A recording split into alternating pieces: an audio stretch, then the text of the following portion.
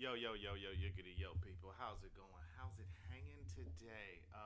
Before we jump into the episode, I just want to let you guys know. Cut my hair, first of all, and I'm feeling sexy. But just to give you guys heads up, we'll be at Go Bananas on November 16th, which is tomorrow, for an open mic. If you guys are stopping by, I will also be starting up my own open mic on Thursday in Anderson. If you follow me on social media, I have pretty much the post tagged at the top so you can get the address. It's 7480 Beachmont Avenue here in Cincinnati, Ohio, Anderson neighborhood at Cedar Reeks Seafood. So please come out, man. Do a little meet and greet, shake some hands, kiss some babies. You know, the the good stuff. But yeah, man. Like I said, doing the stand up comedy stuff, telling some jokes, and having a good time doing it, man. Been yeah. But before all that, let's get into the quote today. I'm sorry. Before I get into all the what I got going on, let's get into the quote today. And today we have Kobe Bryant, the late great Kobe Bryant. It's crazy to think that like it just in retrospect, it's just crazy to be like Kobe Bryant is really gone. Like he's really like not with us anymore. And it's just like I remember watching Kobe. Like I vividly remember watching Kobe Bryant. In '08, right when they went against the Celtics. I vividly like I maybe I'm tripping, but I remember like the Kobe games.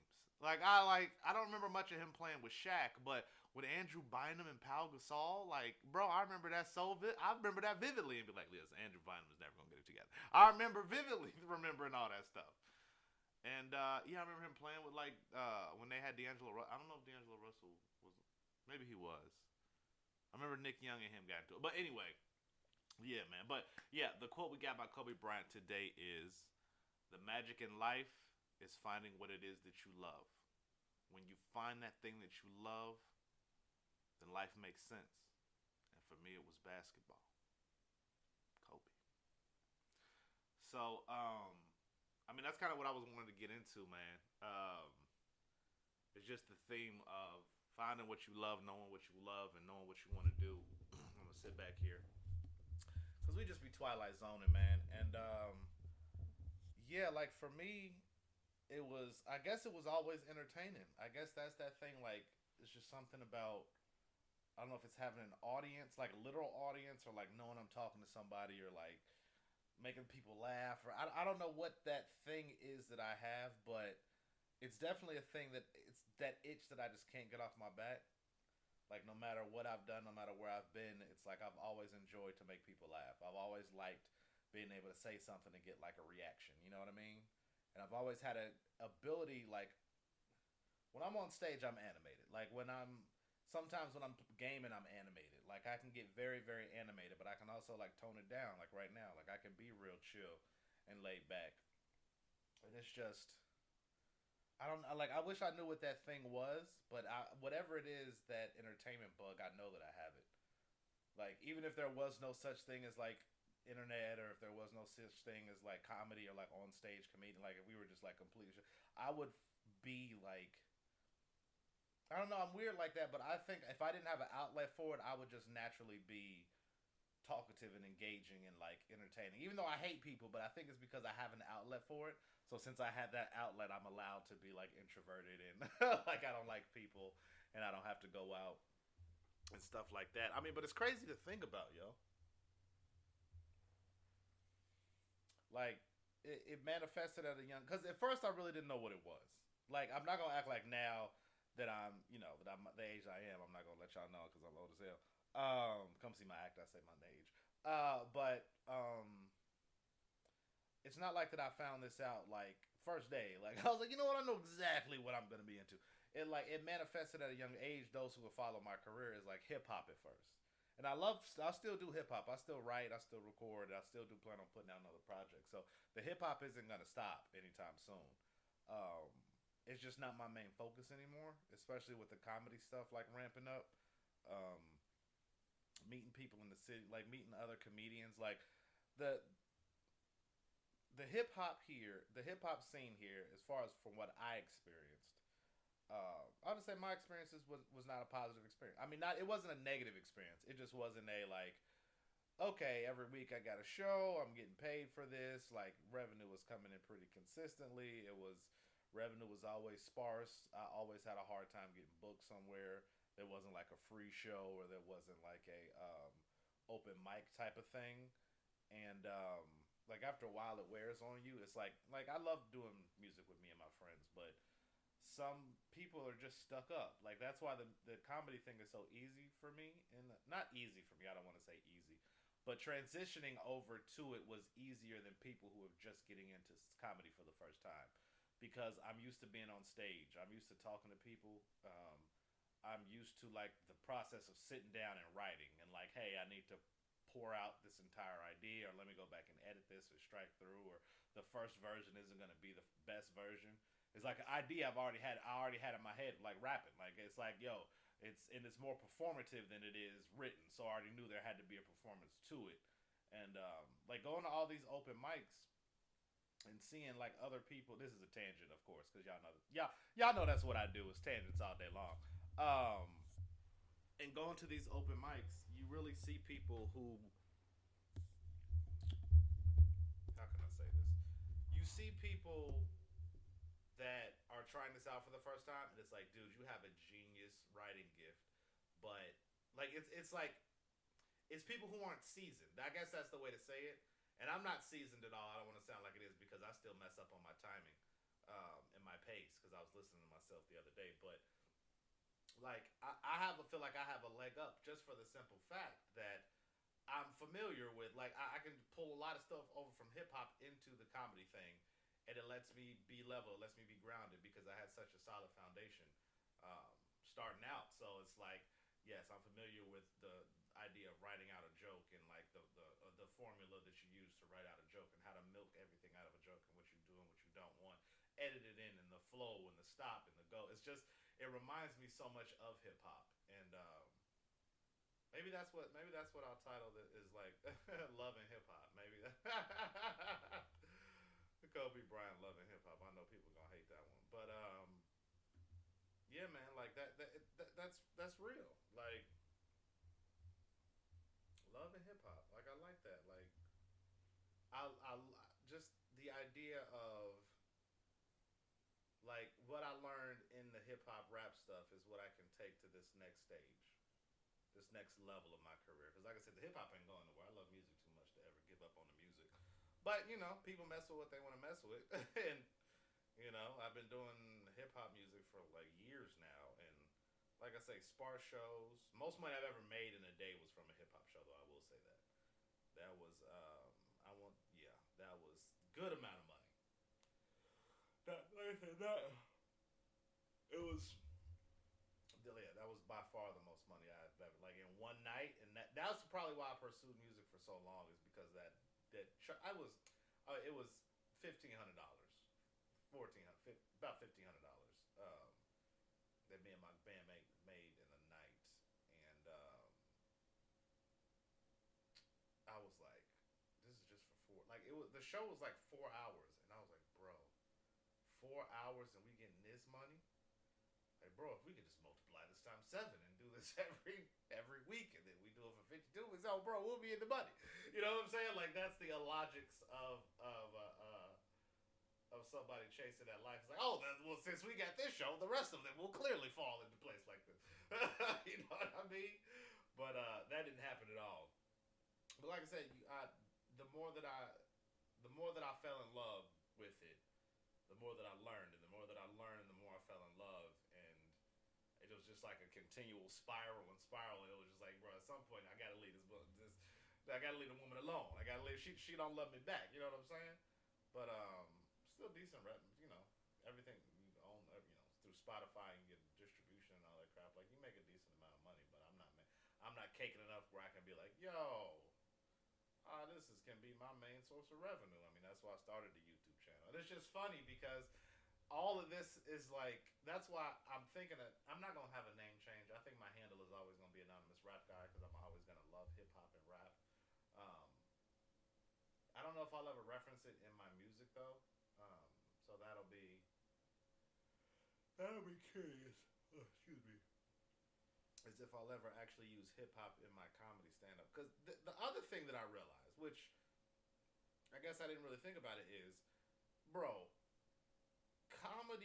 the comedy scene is so much more inviting. It's crazy. Like it really blew my mind to be like these. There's no way these people are this nice. Like these, they try to set me up. They try to do something with me. I gotta carry that thing with me just in case. And it's just like it's been all love. Like it's just too. It's coming. Like I was trying. I was sitting with the guy I'm gonna be hosting the open mic with on the 18th. Please come through and see us. Me and him were talking, and he was asking me about like what I'm into, what I like to do, um, the type of energy that I have, and things like that. And I was like, dude, I come over from the hip hop world. I was signed for a short period of time. I had a manager for a short period of time. I was trying to get as deep in as I could, but I hit a plateau level of some kind, and you know, I don't want to say that I got frustrated, but it was to the point where I was like, I can either, I don't know, it might have been foolish pride. Maybe that was it, where I was just like, I ain't gonna ask nobody with no help. Because of the energy that I guess I was getting back. I don't know. I don't know why I had that type of energy, but I'm always been the one to reach out to people and to send emails and to like, I have no problem. The last thing I'm worried about is getting a no. That's always been something that I've never really cared about. It's like, okay, if you say no, it is what it is. I'm not going to, woman turns me down, I'm not going to disrespect her. I'm not going to come at her crazy. It's like, okay, a no is a no is a no. Like, I'll be fine. I'll survive. Like, I'm not really tripping like that. But yeah, it's just like the comedy side is just like the worst thing that happens is a no. Somebody gets offended by a joke and wants to fight you. Like, bro, I don't know if I've ever told the story, but I went to a rap show, performed with the homies, and then this is back when I ain't even gonna give another area. Back when homie and mine had an apartment above a place. I'm trying to be vague. And so we went back to his apartment, and it was me, him, this other group that's dope as heck, and then the cousin of the guys in the group was there, and random chicks and whatever, a couple random people that I've never seen before, but it's we doing a daggone thing, if you know what I'm saying. So we sitting around puffing, and yeah, dude just out of nowhere, the cousin just out of nowhere is like, yeah, I saw the way they were staring at y'all on stage, like loud as hell. And I was like, cause it was like pretty chill, like we puffing, we sipping, we just sitting around talking, being sociable, like having a good time. Not like the party ain't crazy where it's just like low music, like people sitting on the couch, people rolling up, they doing a little bit of everything, packing, what I'm saying, packing bowls and stuff. And we just sitting around talking, having a good time, and then all of a sudden you just hear this in the corner of the side, like, yeah, I saw the way they was looking at y'all on the stage, and I was like, just got the chicken face, like, like I just was like, what? And I look over, and he's just eyes bloodshot red. I don't know if he did lie. I don't know what he did. I have no idea what homie did, but he was just pissed, and I was like, okay. And he just like, yeah, if they wanted the problem, I had to burn it for him. And then he threw it on the table, bro. The bullets came out, bro. Like, slammed the gun on the table. It was like a little revolver. And I guess I don't know how guns work, okay? The guns that I have is just a simple little, the 4.5 is just a simple little loaded, pull the trigger, everybody dead. Okay, everybody's gun, okay? But yeah, he had a revolver, and he slammed it on the table, and I guess a bullet or something came out. I don't know what the motherfucker did. I don't know if it was an old gun or what the fuck it was. So a little bullet, the bullets was loose. I was like, and that's it for me. I was like, that's. I don't know if he didn't close it all the way. I don't know what the point was of slamming the gun on the table and then the bullets fall out the back. I don't know what he was doing. Okay, so I'm like, yo, I'm gonna just go ahead and leave. Okay, I'm gonna just go ahead and get up out of here. And they was like, oh man, you just fool. And I'm like, yeah, but he clearly owns something. Like whether it's liquor, drug, whatever, he has owned something. He is bad as hell, and he has a gun that he clearly does not know how to handle. Y'all know him, and y'all rock with him, that's your boy, but this can go way too many ways. You know what I'm saying? So I'm gonna just go ahead and get out of here. And I mean, they were cool about it. They're like, all right, man, we'll catch you another time. We'll shake hands. But that was it for me, bro. Like, I'm not about to put this in my life. Like, bro, you got a freaking gun that you just toting and waving, and then fights galore. It was at a hip hop show, but it had nothing to do with the hip hop. It was just a friend of mine that was an asshole. That was just would not stop hitting on this girl. Bro, she was with her man. And I'm like, the dude was like, bruh, you being disrespectful. And I'm like, yeah, you are being disrespectful. Like, you know when you got to tell your friend, like, bro, like, you are, like, you my boy, but you being real. Like, this is clearly her man. Like, his hands are on her hips, and she is leaning into him. Like, that is clearly, clearly they are together. And he just, yeah, you got a fat ass. And I'm just saying, real disrespectful. I'm like, bro. One time, I'm like, hey, man, my friend is drunk. He is stupid. He is acting dumb. Let's just get away. Let us just go on this side of the place, okay? Hip-hop show is over, letting out. You know, people leaving, other people settling in the bar from the stage area, so we just chilling. This fool just going, she still got a fat. I don't. At that point, what can I do? You know what I'm saying? Like, I'm trying to break up the situation, okay? The situation was diffused. I'm going back over here to see what's happening in this stratosphere, and then you just still got a fat though. Bro, the whole body just whole body just and I was just like, he looked at me like, put his hands up like, bro, this who I am. And it just jumped on dude, and I was like, what? First you say that about his girl's butt, and then you jump on him? Like I don't even know what happened. Like, at this point, you just gotta go, I don't know what the best about. Like, you just start speaking the baby language. Like, I broke up the fight. I walked away. He stood, still got disrespectful, and then jumped on the dude who didn't even start nothing. And I was like, why?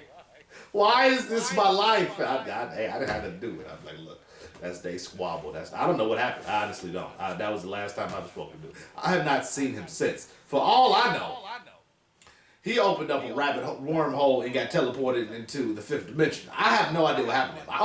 I really followed him on Facebook, so it's not like we was homies. We ran track together. Yes, I used to run track. I know this. Don't let the stomach fool you now, okay? I used to get it in, okay? In that exact post. So I haven't seen him since then. I hope you're good out there, homie. I hope you know, if you see this, reach out to your boy. We got to do drinks again. Oh, man. And dude was small, too. Like, he was like, I think he was like 5'5". I think he's like, standing on his tiptoes in shoes. He's like 5'5". It's just a ball of rage, bro.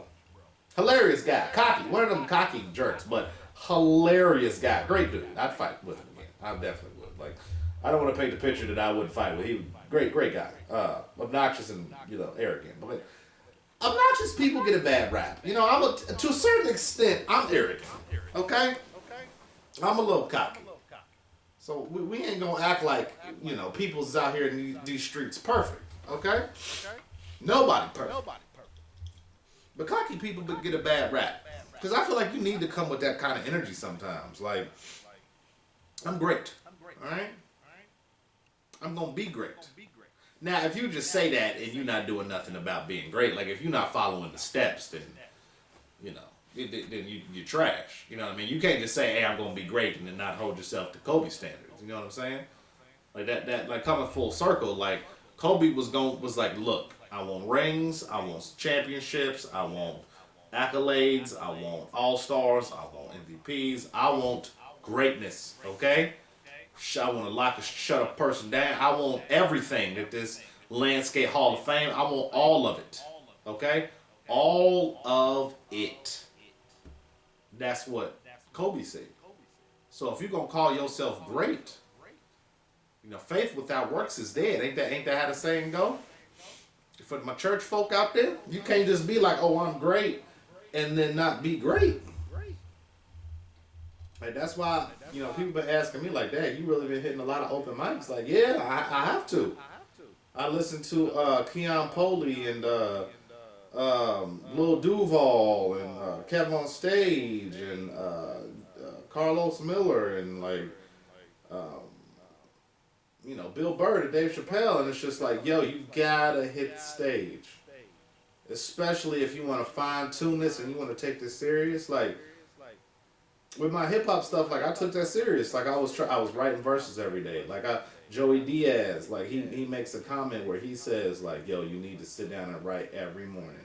For just if it's nothing but like you need to not even just you can't just improvise this. You have to set up aside like 1 hour of you just writing, and then you have a couple days, maybe you write for 3 or 4 days straight, and then on the 5th and 6th day you edit down what you have, and then on the 7th day you should be rehearsing what you have, and then you should be doing that every week. You should have at least 4 or 5 new minutes of material, whether it's good or bad. Well, all you can do is have the attempt of writing 4 or 5 new minutes, and then you perform it, and maybe people like it, maybe they don't. Maybe you tweak it a little bit more and edit it down, like, oh, they like this, expand on this, and punch this up here and do that. Whatever that is like that's the process. But you need to be constantly working on new material. And I'm not gonna say I write every single day, but I definitely take the approach of like when the inspiration strikes me. Well, not even just inspiration, because I do try to force myself to write, but especially when the inspiration strikes me, I try to flush that out as much as I can, because whatever it is, you cannot, I don't know why, but you cannot bottle inspiration. You cannot bottle motivation. Sometimes it strikes, sometimes it hits, and you have got to strike while the fire is hot, you know what I mean, or the oil is hot, or whatever this freaking saying is. I forget how it goes. But what I'm saying is, when you feel inspired enough to like write or to do something or to execute, you execute in that moment. They call it I think they said it takes 5 seconds to talk yourself out of something. Like when you have the idea, I should work out. Well, I know. Do it. Start the motion of doing the workout, because if you don't, you'll talk yourself out of it. So that's the same way I do with like when inspiration strikes. I'm like, I need to grab pen and paper. Doesn't matter. I got a cell phone. Like I need to start writing right now. I need to flush out this idea. Like I can't say, well, I'll just come back. I'll write that one idea down and I'll come back to it a little bit later. It's like, no, I need to sit down, flush out this idea as completely and utterly as I can, and then I can always take stuff out. Like, and I can always edit down. But you want to flush. I love flushing out the entire idea, and then trying like performing it like. You got to go through the one take, in your mirror to see how it flows. But then like, I don't like that, take that out. But yeah, I mean, to my young creators out there, I like that's a suggestion of mine that I've learned along the way of like creating and trying to share content and create more content is just when that inspiration strikes, milk it for everything you can in that moment. Because you don't know when it's going to strike again, and you don't know if it's going to strike in the same way. Like sometimes you might have an idea, you write it down, you come back to it the next day, or even in a couple hours later, you're like, what the hell was I thinking about? Like, what was I thinking about in this moment? Like, bologna cheese egg grate. I don't even know, was the egg with the bologna grate? Or was I grating the bologna? I don't, like, sometimes if you don't execute in that moment, it just escapes your brain. Like, it just that idea is just gone. Like, the most frustrating thing is forgetting something that you forgot. Like, it's like, if you, it's not remembering, you don't remember. Or, like, sometimes you'll have the idea, like, oh, man, I needed to do something today. I mean, but if you never even had the idea of remembering that you were supposed to do something. That's crazy. Sorry, I had to sit myself. I had to sit myself back on that one. But, yeah, man, just be great. Just execute. I know we come a full circle. Be like Kobe. Execute. So yeah, man, I'm hitting up stages. I'm hitting up shows. I'm punching up jokes. I'm trying to do everything I can to be great at this comedy thing. And I don't know how great I'm going to actually be. Because it's kind of like, in order to be great. What been great that I gotta be great? Shout out Lizzo. I don't know. You just gotta put it all out there, man. I don't know, because Mike Tyson I thought was great. Ali was great. Floyd Mayweather is also great, and I feel like you have to appreciate and study the greats before you. So I don't know. I don't know if somebody like me coming from the hip hop world. Well, I was never gonna be the greatest rapper, so I don't know. Last thing, like I don't. Maybe that's my problem is that like if I aim for the top spot, I'll be depressed. Or maybe because I mean, I should aim for the top spot. I should. Because that you have to look. Your competition has to be the ones that are doing the greatest, not the ones who are doing worse than you. That's why I don't subscribe to the idea of like talking down to people or like being trash to individuals like just because they're working a certain job. Like if the person's trash, treat them like trash. Don't get me wrong. Like if somebody's being a jerk, like bro, you're like your job is to sweep the floor. Like don't freaking spit in my face. You know what I'm saying? Like you're like that's the one thing that I do hate. I hate when people have like certain ideas of how they think someone's gonna treat them, and then they treat you like crap because they think you think they're crap because they have a certain job. It's like, bro, I was on your side, bro. We were all rooting for you, bro. Like, and then they do something disrespectful or stupid, and it's just like, come on, bro. Like seriously. Like I was, I don't know why this comes to mind, but I remember, I had, back in high school, I was coming out of an English teacher's class, and I left my jacket because we were like doing stuff like okay, let me set this up. So, in high school, English class, we went there. We had to do a play, coming in and out, going on the stage to practice. Left my jacket in the English room. Okay, let's start from there. So, left my jacket in the English room. Going back and forth to the stage because we were practicing and like grabbing stuff from her room. So, I say, oh, I leave my jacket in her room. Come out, come back. I'm like, oh, the door's locked. Janitor's walking away. Clearly this man can open the door. Hey, janitor, would really appreciate it, man, if you could just, open the door. It must have closed or something behind me. We really appreciate it. Everyone else is in there. I just need this open real quick. Please open the door for me. He said, hey, well, your teacher should have the key. Okay, we can't have the people running in and out of the class now. Granted, I'm a teenager. So, maybe he thought I need to learn the rules. But I'm like, you got the key right on your waist, bro. Just open the damn. I just opened the classroom door. We don't have to make this a thing. Okay? Let me get I see my cup back there now. Let me grab it real quick. Couldn't even see it. See, I'm looking at the thing that's looking at the thing. But I'm like, bro, you got the keys right there. I don't want to have to go back in there to the stage and walk past the peoples and get the key from her. When the door's right there and you got the key around your waist. Now I can verify that my jacket is right there, sir. So please, would you just open the door? But I had to slap him. It's like I just joking. I didn't slap him. I ended up going back and getting the key. But it's like, bro, why are you being so standoffish? Like, I'm clearly a student. Like, I'm not trying to get over on you. Like, I'm like, just open the door. Like, I understand places have rules. Don't get me wrong. I understand that places have strict guidelines and strict ideas of what you should and shouldn't be able to do. Because if you don't, some people's job, you national security, you don't secure something somewhere.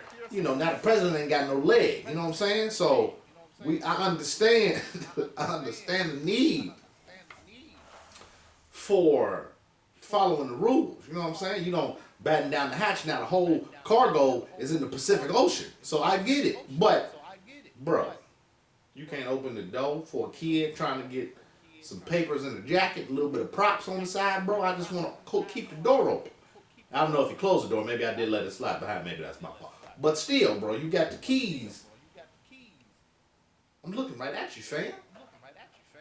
Why we got to be against each other is my question. Why we got to be against each other?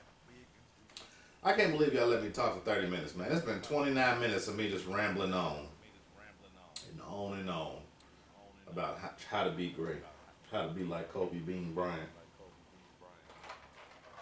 Oh, double triple OG.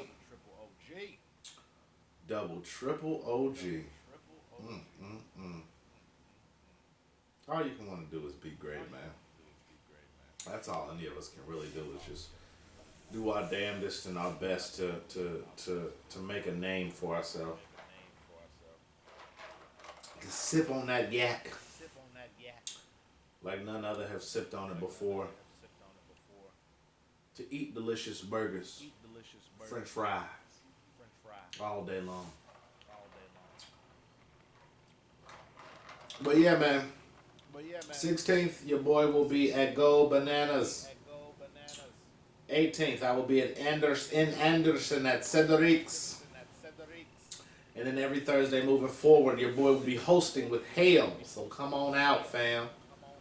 Yeah, I'm going to get on off here. I mean, I don't know if I, stayed on topic or stayed good, but the moral of the story is this.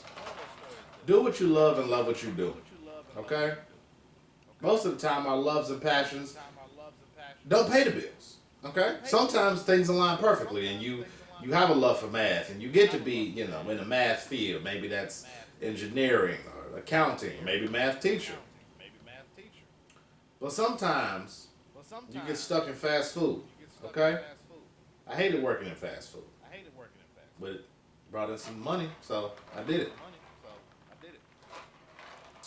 Wasn't even fast food. It was a food stand, and in Kings I don't know if I said Kings Island. I'll say it. It was working there, and they got like the best coast. I don't care. I'm Skyline. They got like the best skyline in the city. Like if you ever go to Kings Island, hit up the Gold Star Chili in there, and hit up the. I mean, I keep saying Gold Star. The Skyline Chili in there. And hit up the La Rosas, okay? It will blow your toes off, okay? I don't know what they putting in there, but it's delicious, okay? It's about $25 for a cheese cone. But listen to what I'm telling you. Now you gonna pay. All right, we ain't gonna lie to the peoples, okay? You gonna put something on it, all right? Might pay little, might pay a lot, but you gonna pay, all right? There's something about that amusement park food, man. I don't know what it is. I don't know what they doing with that. But that peanut oil, they do cooking in peanut oil, most of it. At least when I was working. But they know how to hook it up, bro. You be like, yeah, let me get that cheese cone. You put like half a mortgage on that cheese cone, and bro, it'd be so good. They're expensive, okay? You get a crate there, you balling. You want to show a woman you balling? Don't take her to Ruth Chris, okay? Don't do none of that. Don't take her nowhere like that. 5-star dining. Take her ass to Kings Island. Get a 10 cheese cone. Hey, girl, put the onions and the mustard on that. Listen, head will blow off her shoulders. Okay? I don't know if they charge like Disney, but damn near they need to. I mean, it's close. Shoot. Go up there. Put half of put a freaking.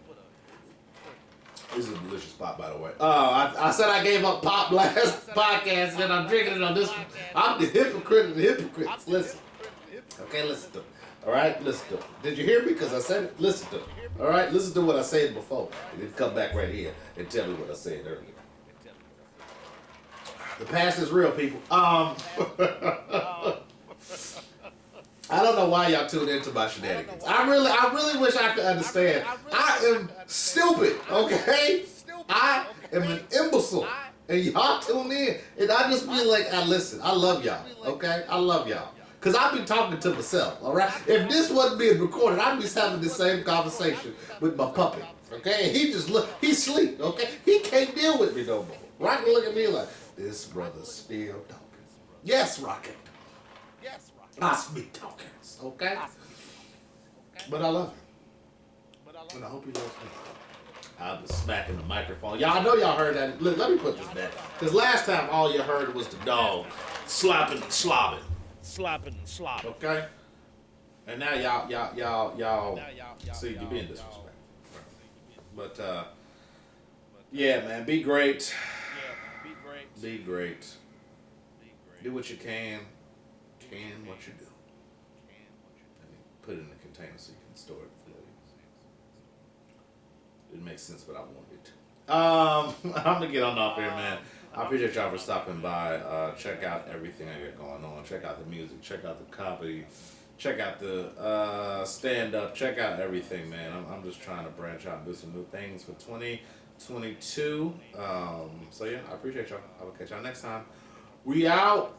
Peace.